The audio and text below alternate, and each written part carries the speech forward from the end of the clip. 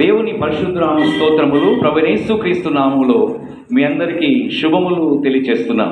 యేసయ్య ఆశీర్వాద కృపా సన్నిధి అనే ఈ ప్రోగ్రాంలోని కానీ మీరు అందరూ విచ్చేసినందుకై ప్రభువైన యేసుక్రీస్తు నామములో మిమ్మల్ని అందరినీ ప్రేమతో ఆహ్వానిస్తున్నాను. యేసుక్రీస్తు యొక్క నామములో మీకు శుభములు తెలియజేస్తున్నాను. ప్రభునందు ప్రియమైన దేవుని బిడ్డలారా, మనమందరము ప్రతి మానవుడు, వారు పురుషులైనా స్త్రీలైనా, వారు ప్రపంచంలో ఏ దేశస్తులు అయినా సరే 4 విధాలైన పోరాటాలతో బాధపడుతున్నారు. దేవునికి స్తోత్రం. ప్రపంచంలో మనకు ఎదురవుతున్న పోరాటములలో 4 పోరాటాల గురించి ఈ దినమున పరిశుద్ధమైన బైబిల్ గ్రంథం నుండి దేవుడు మనకు నేర్పిస్తున్న ఒక గొప్ప సత్యాలు, పరిశుద్ధాత్మ దేవుడు మనకు తెలియజేస్తున్న ఆత్మీయ అనుభవాలను మనం ఈరోజు ధ్యానిస్తున్నాం. దేవుని యొక్క వాక్యముల నుండి మనం గమనించినట్లయితే పరిశుద్ధ గ్రంథముల నుండి తిమోతికి రాసిన 2వ పత్రిక 4వ అధ్యాయము 7 నుండి 8 వచనాల్లో మనం గమనించినప్పుడు, తిమోతికి రాసిన 2వ పత్రిక 4వ అధ్యాయము 7 నుండి 8 వచనాలు,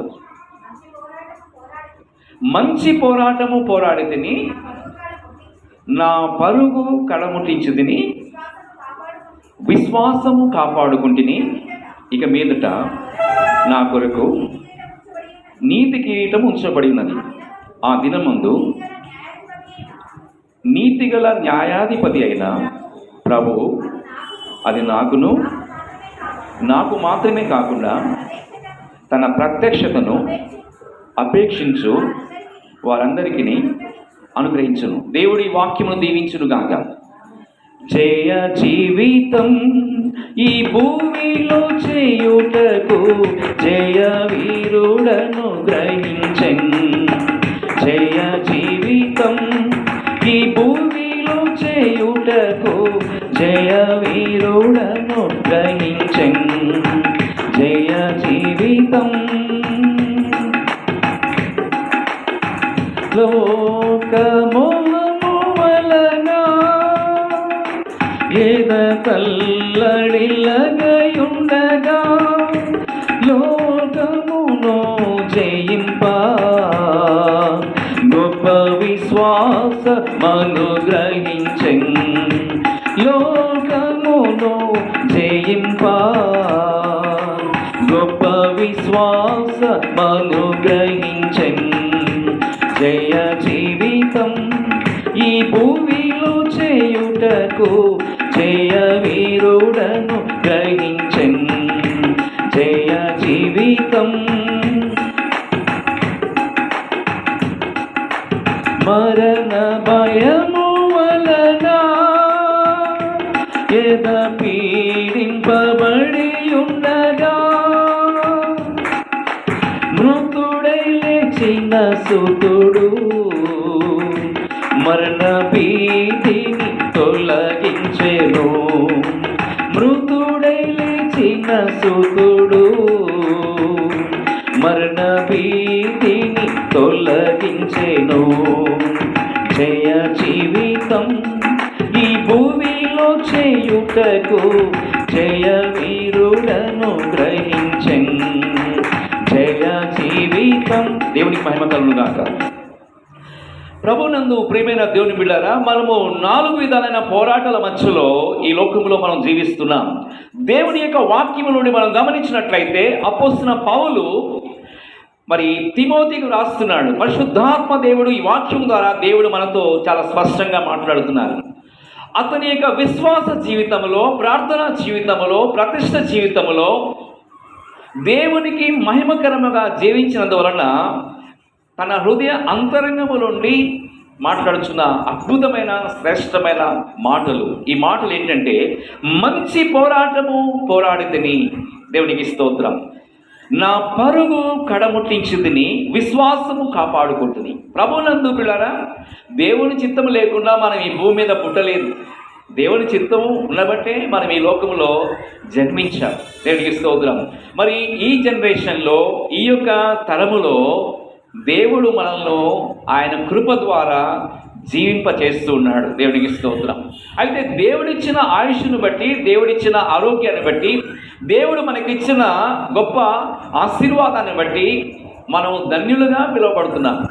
ఈ లోకంలో ఎవరు భాగ్యవంతులంటే దేవుని యొక్క సన్నిధిని ప్రేమించేవారు భాగ్యవంతులు, దేవుని వాక్యాన్ని గ్రహించేవారు భాగ్యవంతులు, దేవుని సన్నిధిలో కనిపెట్టి ప్రార్థన చేయవారు భాగ్యవంతులు. బైబిల్ గ్రంథంలో మనం చూసినట్లయితే దేవునికి స్తోత్రం, ప్రభునందు పిల్లారా, దానియేలు అనే భక్తుడు రోజుకి 7 సార్లు ప్రార్థన చేసినట్లుగా ఉంది. మరి దావీదు అనే భక్తుడు రోజుకి 3 సార్లు ప్రార్థన చేసినట్లు ఉంది. దేవునికి స్తోత్రం. అనేక మంది భక్తురాండ్రులు అంటే అనేక మంది పురుషులు, అనేక మంది స్త్రీలు దేవుని యొక్క శక్తిని వెతికారు, దేవుని బలాన్ని వెతికారు, దేవుని యొక్క అభిషేకాన్ని వెతికారు, దేవుడిచ్చే శ్రేష్టమైన కృపావరాలను వెతికినట్లుగా మనం గమనిస్తున్నాం. అయితే అపోస్తలుడైన పౌలు జీవితంలో మనం గమనించినట్లయితే చాలా అద్భుతంగా మాట్లాడుతున్నాడండి. అపోస్తలుడు పౌలు ఒకప్పుడు సౌలుగా ఉన్నాడు. అయితే క్రైస్తవులు హింసించేవాడు. పౌలు చరిత్ర మనం ఒకసారి జ్ఞాపకం చేసుకున్నట్లయితే ప్రభునందు పిల్లారా, తన యొక్క జీవితంలో క్రైస్తవులను హింసించేవాడు. అనేక మంది స్త్రీలను, పురుషులను, ఒక పెద్ద ఆయన ఒక గ్యాంగ్ లీడర్ అనమాట, ఒక రౌడీ షీటర్ అని చెప్పుకోవచ్చు. అయితే ఒక పెద్ద గ్యాంగ్ని మెయింటైన్ చేసి సౌలుగా ఉన్నప్పుడు అనేక మంది క్రైస్తవులను హింసించేవాడు. అయితే ఒక దినమున సౌలును దేవుడు మార్చాలనుకున్నాడు. దమస్కు మార్గంలో గుర్రాల మీద ప్రయాణం చేస్తున్నప్పుడు దేవుడు ఒక అద్భుతమైన దర్శనాన్ని ఇచ్చాడు. దైవ జనాంగమా గమనించండి. ఆ దర్శనం ఏంటంటే ఆ యొక్క సమయంలో ఒక గొప్ప వెలుగు వచ్చింది. గొప్ప వెలుగు, దేవుని మహిమ దిగి వచ్చింది. కొంతమందిని వెంట పెట్టుకొని వెళ్తూ ఉన్నాడు. యెరూషలేము ప్రాంతంలో ఉన్న క్రైస్తవులను హింసించడానికి. అయితే అప్పటికే చాలా మందిని చంపడం జరిగింది, చాలా మంది గాయపరచబడ్డారు. దేవుని బిడ్డలారా, ఆ మార్గంలో వెళ్తున్నప్పుడు దేవుడు దర్శించాడు. ప్రేమగల దేవుడు, ఆదరించే దేవుడు, పాపక్షమాపణ కలిగించే యేసయ్య, శిలువ పైన ప్రాణం పెట్టిన ప్రభువు దమస్కు మార్గంలో ఆ గుర్రాల మీద ప్రయాణం చేస్తున్న ఆ సౌలును దేవుడు దర్శించాడు. దేవునికి స్తోత్రం. ఆ దర్శనంలో ఆకాశమునకు భూమికి వేలాడబడుతున్న ఆ శిలువ దర్శనం చూస్తున్నాడు. శిలువను గూర్చిన వార్త నశించున్న వారికి వెరితనము కానీ రక్షణ పొందుతున్న నీకు నాకు దేవుని శక్తి అయినది. హల్లెలూయా. దేవుని శక్తి, దేవుని యొక్క ప్రభావం, దేవుని మహిమ, దేవుని ప్రసన్నత ఎక్కడైతే దిగి వస్తుందో ఆ ప్రాంతంలో ఉన్న కుటుంబాలు, ఆ ప్రాంతంలో ఉన్న జనులు విడుదల పొందుతున్నారు. దేవునికి స్తోత్రం. సౌలును ప్రేమించిన యేసయ్య నిన్ను నన్ను ప్రేమిస్తున్నాడు. దేవునికి స్తోత్రం. అయితే ఆ శిలువ దర్శనములో ఆ యొక్క ప్రభువు తన యొక్క గాయములు రక్తమును చిందిస్తున్నట్టు చూస్తున్నాడు. నీవెవరవి అని ప్రశ్నిస్తున్నప్పుడు నీవు హింసిస్తున్న యేసును, దేవునికి స్తోత్రం. అవును ప్రియులారా, దేవునికి స్తోత్రం. ఆ విధముగా ప్రభు సౌలుతో మాట్లాడాడు, సౌలు ప్రభుతో మాట్లాడాడు. జరిగిన అద్భుత కార్యం ఏంటంటే దేవునికి స్తోత్రం, 3 దినాలు కన్ను లేకుండా దేవుడు చేశాడు. 3 దినాలు, 3 పగళ్ళు 3 రాత్రులు కన్ను లేకుండా అయిపోయాయి. ఆయనలో ఉన్న గర్వము చూపు పోయింది. ఆమేన్. కోపం అనే చూపు పోయింది. Praise the lord. దేవునికి స్తోత్రం. ప్రభువు దర్శనం ఎప్పుడైతే పొందుకున్నాడో ఆ సౌలు 3 దినాల్లో అద్భుతమైన కార్యం ఏంటంటే అతని మాటలు మారిపోయాయి, అతని తలంపులు మారిపోయాయి, అతని క్రియలు మారిపోయాయి. దేవుడు చెప్తున్నాడు, నీవు అననీయ అనే ఒక దైవజనుడి దగ్గరికి వెళ్ళాలి. అక్కడికి వెళ్ళి నువ్వు ప్రార్థన చేయించుకో, అప్పుడు నీ కళ్ళు వస్తాయి. నేను చెప్పవలసిన సంగతులు నీకు అనేక విషయాలు నేను చెప్పబోతున్నాను. నేను నిన్ను ఏర్పరచుకున్నాను, నేను నిన్ను ఒక సాధనముగా వాడుకోబోతున్నాను అని చెప్పినప్పుడు దేవునికి స్తోత్రం. ఇదే మాటను ఆ దైవజనుడైన అననీయతో దేవుడు మాట్లాడుతున్నాడు. నీ దగ్గరికి నేను సౌలును పంపిస్తున్నాను, నువ్వు ప్రార్థన చేయి. నువ్వు ప్రార్థన చేయగానే అతనికి చూపు వస్తుంది. అయితే అతని జీవితం గురించి అననీయ ప్రభుతో చెప్తున్నప్పుడు, నేను ఏర్పరచుకున్న ఒక సాధనము, దేవునికి స్తోత్రం, నేను దేవుని యొక్క కృప ద్వారా ఏర్పరచుకున్నాను, దేవునికి స్తోత్రం, హల్లెలూయా. దేవుని బిడ్డలారా గమనించండి. వెళ్తాడు సౌలు అననీయ దగ్గరికి వెళ్ళగానే ఆ దైవజనుడు చేస్తాడంటే ప్రార్థన చేస్తాడండి. ప్రార్థన చేయగానే అతని కళ్ళు వస్తాయి. Praise the lord. పరిశుద్ధాత్మ చేత నింపబడతాడు, కృపావరాలతో నింపబడతాడు, తన పాపము నొప్పుకొని రక్షణ పొందుతాడు, బాప్సం తీసుకుంటాడు, అభిషేకముతో నింపబడతాడు, ఆత్మీయ ఫలములు ఆయనలోనికి వస్తాయి, ప్రభావం ఆయనలోనికి వస్తుంది. అప్పటి నుండి ఆయన పరిచర్యలో దేవుని మహిమ కొరకు ఒక సాధనముగా దేవుడు ఏం చేస్తాడు, అతన్ని వాడుకుంటాడు. దేవునికి స్తోత్రం. ప్రభువునందు ప్రియమైన దేవుని బిడ్డారా, ఈ సౌలును దేవుడు పౌలుగా మార్చిన తర్వాత 14 పత్రికలు రాశాడండి. బైబిల్ గ్రంథంలో 14 పత్రికలు రాశాడు. దేవునికి స్తోత్రం. సౌలును ఏర్పరచుకున్న దేవుడు నిన్ను కూడా ఏర్పరచుకున్నాడు. నువ్వు ఏ దేశంలో ఉన్నా, ఏ రాష్ట్రంలో ఉన్నా, ఏ జిల్లాలో ఉన్నా, ఏ గ్రామంలో ఉన్నా, ఏ ప్రాంతంలో ఉన్నా దేవుడు నిన్ను ఏర్పరచుకున్నాడు. నీకు చదువున్నా లేకపోయినా, డబ్బున్నా లేకపోయినా, నీవు నల్లగా ఉన్నా, తెల్లగా ఉన్నా, ఎర్రగా ఉన్నా, నువ్వు ఏ స్థితిలో ఉన్నా సరే ప్రభువు నిన్ను ఏర్పరచుకున్నాడు. దేవునికి స్తోత్రం.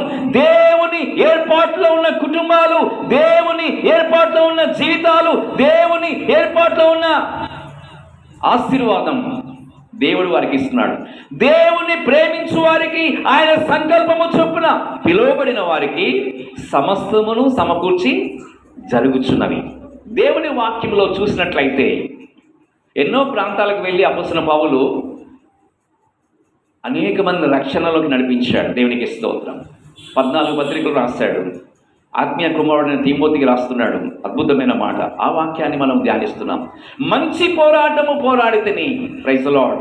మనమందరము కూడా రక్షణ పొందిన దేవుని బిడ్డలు, బాప్తిసం తీసుకున్న దేవుని బిడ్డలు అయితే పరిశుద్ధాత్మ చేత నింపబడి మనం మంచి పోరాటం పోరాడాలి. అంటే మంచి పోరాటం అంటే ఏంటండి?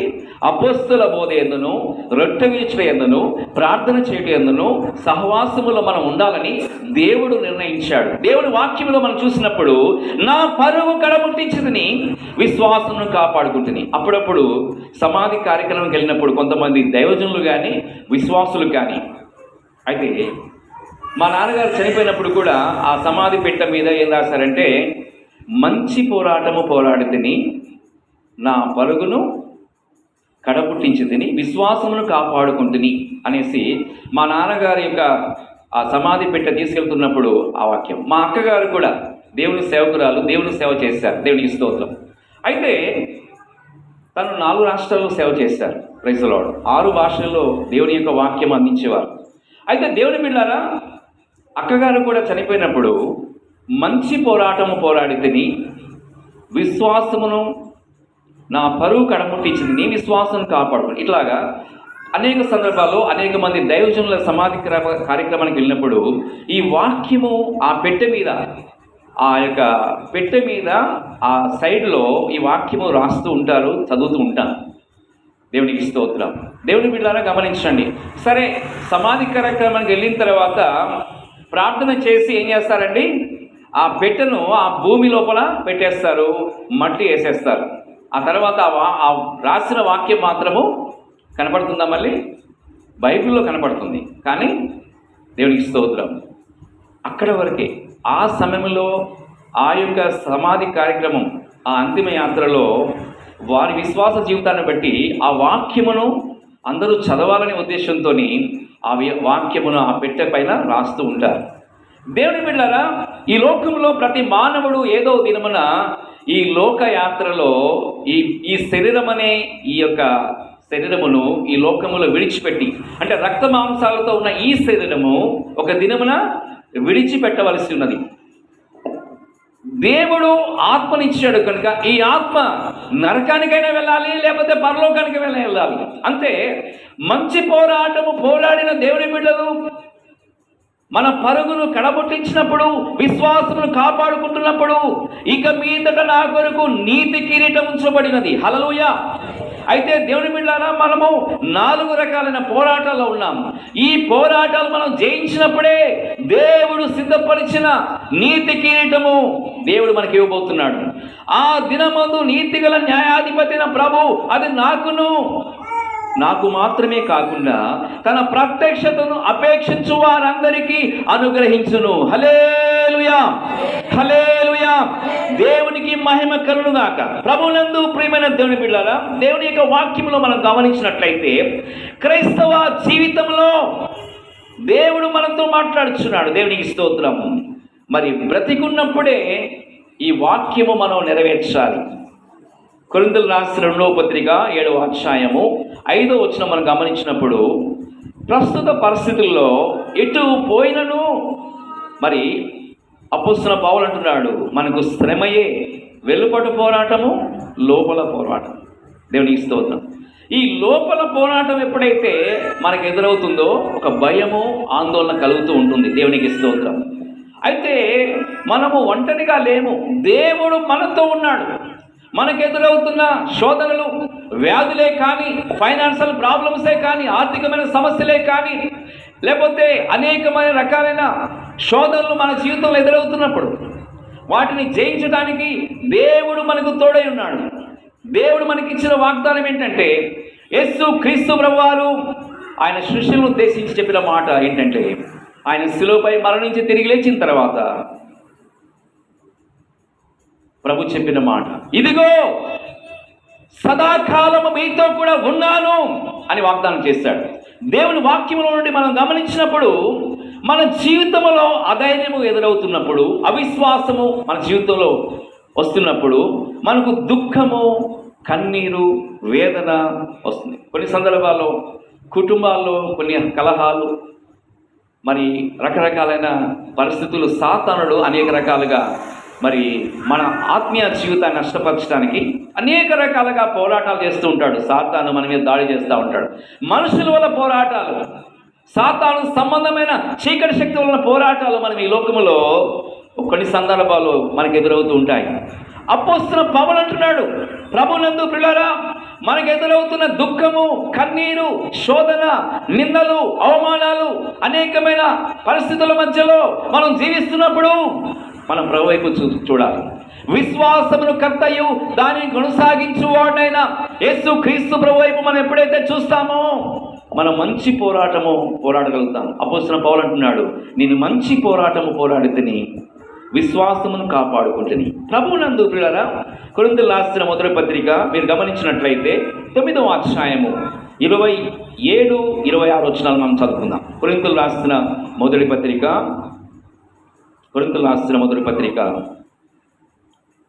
9వ అధ్యాయము 27, 26 వచనాలు చదవండి.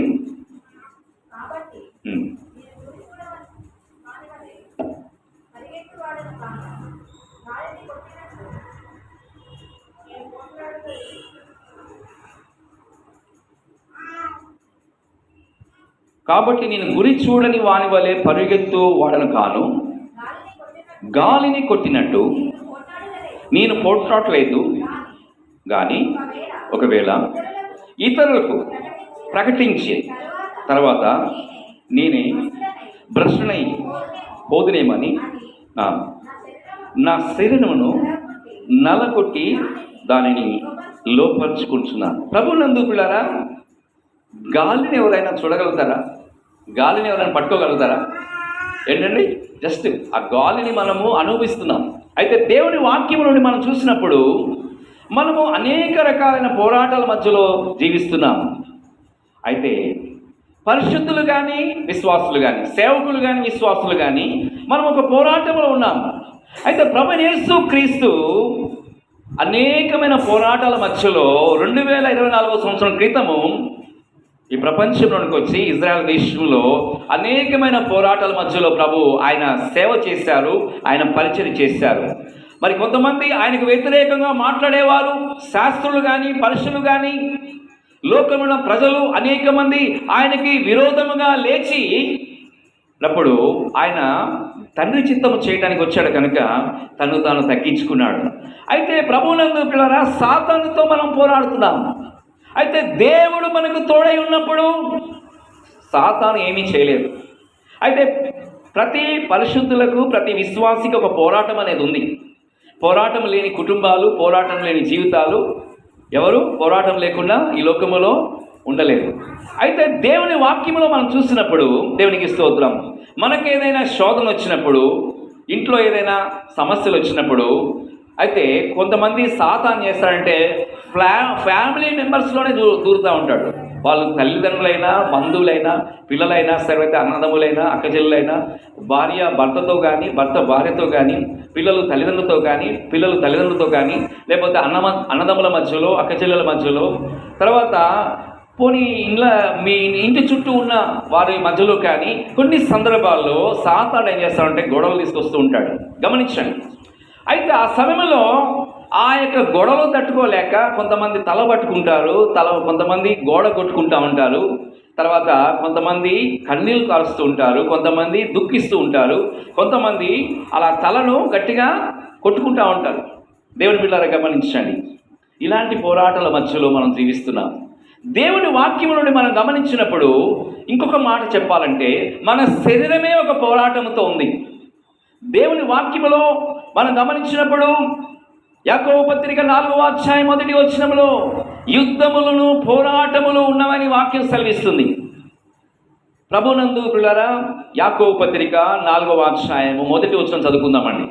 యాకోబు పత్రిక బైబిల్ గ్రంథముల నుండి యాకోబు పత్రిక 4వ అధ్యాయం 1వ వచనం.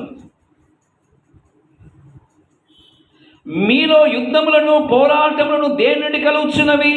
మీ అవయములలో పోరాడు మీ భోగేచ్ఛల నుండియే కదా.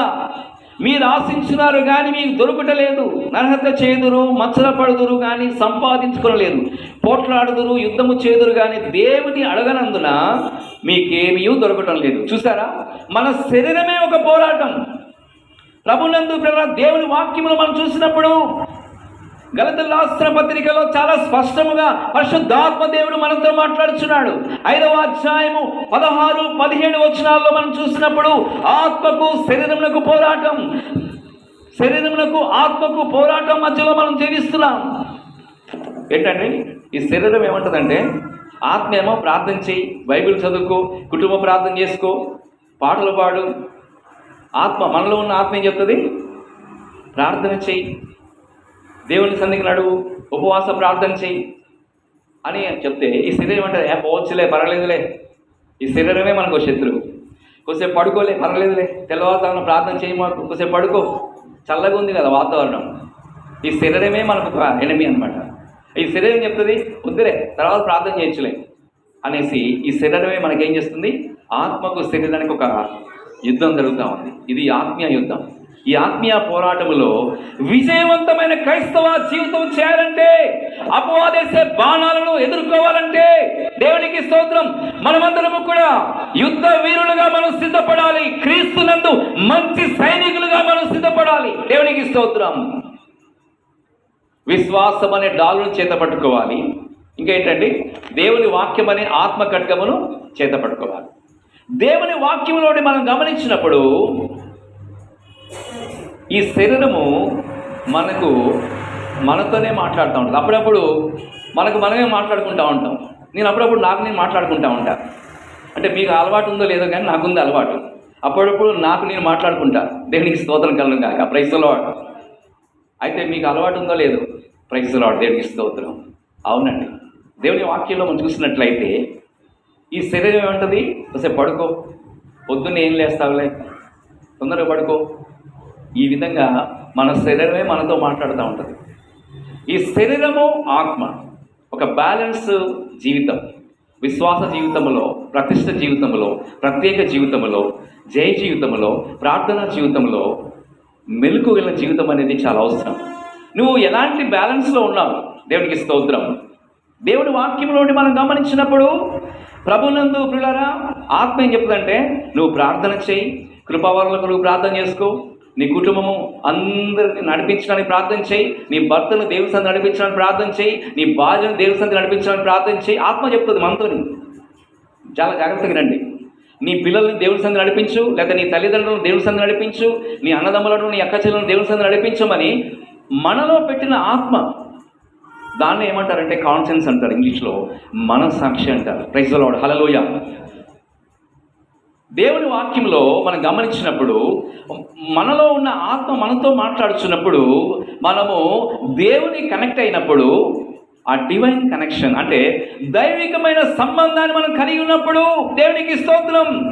మన జీవితంలో దేవునికి ప్రాధాన్యత ఇస్తాం. హల్లెలూయా. దేవుని చిత్తానికి ప్రాధాన్యత ఇస్తాం. దైవజనాంగమా ఆత్మ ఏం చెప్తుందంటే ప్రార్థన చేయమంటుంది, కృప కొరకు కనిపెట్టమంటుంది, అభిషేకం కొరకు కనిపెట్టమంటుంది, మరి 9 కృపావరాల కొరకు కనిపెట్టమంటుంది. దేవునికి స్తోత్రం. ఆత్మ అలా చెప్పినప్పుడు మనము ఒకవైపున శరీరం చెప్తుంది, వద్దులే ఏం ప్రార్థన చేస్తావులే, ఈ వారం ఏం వెళ్తావులే, వర్షం వస్తుంది కదా, చిన్న చిన్న చినుకులు వస్తున్నాయి కదా, వద్దులే పర్వాలేదులే ఇక పడుకో. లేకపోతే మంచి స్పెషల్ భోజనం, లేకపోతే చికెన్ కానీ మటన్ కానీ ఫిష్ కానీ, ఈ శరీరానికి కావలసినవన్నీ కూడా ఈ నాలుకకి శరీరానికి రుచికరమైనవి ఏంటండి, వండుకొని తిను. ఎవరైనా చుట్టాలు వస్తారు, పోనీ ఆ చుట్టాలు వచ్చినందుకు సండే ఒకవేళ వాళ్ళు దిగారనుకో పొద్దున్నే, ఇక అయిపోయినట్టే. ఏంటండి, ఇక మనము శరీర సంబంధమైన ఆ యొక్క రిలేషన్స్, ఆ బంధువులకి మనం ఏం చేస్తాము, ప్రాధాన్యత ఇచ్చేసి వాళ్ళకి ఎలా సంతోషపెడదామా, వాళ్ళకి ఎటువంటి ఫిష్ కర్రీ తీసుకొద్దామా, లేకపోతే చికెన్ తీసుకొద్దామా, మటన్ తీసుకొద్దామా, ఇలాంటి ఆలోచనలతో ఉంటూ ఉంటాను. ఇక ఆ రోజు ఇక బందే, ఇక ప్రార్థన వద్దు, ఆరాధన వద్దు. మనము దేనికి ప్రాధాన్యత ఇస్తున్నాం? ఈ శరీరము మట్టిలో కలిసిపోయే శరీరాన్ని ప్రేమించడం కాదండి. రక్త మాంసాలతో జీవిస్తున్న నేను కానీ నువ్వు కానీ ఈ ప్రపంచంలో ఎక్కడింటున్నావో ఈ వాక్యాన్ని, దేవుని బిడ్డ, ఈ శరీరం ఒక దినమున మట్టిలో కలిసిపోయే శరీరం. ఈ శరీరమును సంతోషపరచడానికి కాదు, కానీ మనము దేవుని ఆత్మ చేత నింపబడి ఆత్మానుసారముగా జీవించడం కొరకై మన జీవితాలు దేవుని సన్నిధిలో అప్పగించుకోవాలి. రోమాపత్రిక 8వ అధ్యాయము 13వ వచనం చదువుకుందామండి. రోమాపత్రిక 8వ అధ్యాయము 13వ వచనం అండి.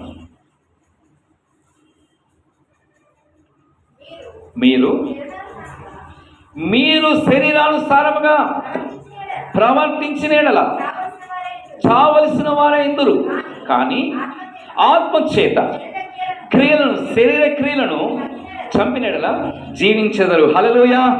దేవునికి స్తోత్రం. ఈ వాక్యం ద్వారా దేవుడు మనతో మాట్లాడుచున్నాడు. దైవజనాంగమా, దేవునికి స్తోత్రం. ఆత్మచేత శరీర క్రియలు చంపినప్పుడు మనము జీవించగలుగుతాం. ఈ ఆత్మీయ పోరాటములో విజయవంతమైన క్రైస్తవ జీవితము చేయడం కొరకై మన జీవితాలు దేవునికి అర్పగించుకుందాం. ఈ పోరాటంలో మనందరము కూడా ఆత్మానుసారముగా జీవించడం కొరకై ప్రతి క్రైస్తవుడు, వారు దైవ సేవకులైనా విశ్వాసులైనా, దేవుని చిత్తానికి మన జీవితాలు అప్పగించుకోవాలి. ప్రభువునందు ప్రియమైన దేవుని బిడ్డలారా, పరిశుద్ధ ఆత్మ దేవుడు తన వాక్యం ద్వారా మనతో మాట్లాడుచూ ఉన్నారు. దేవునికి స్తోత్రం. దేవునికి స్తోత్రం కలుగుగా. దేవుని యొక్క వాక్యములో మనం గమనించినప్పుడు దేవునికి స్తోత్రం,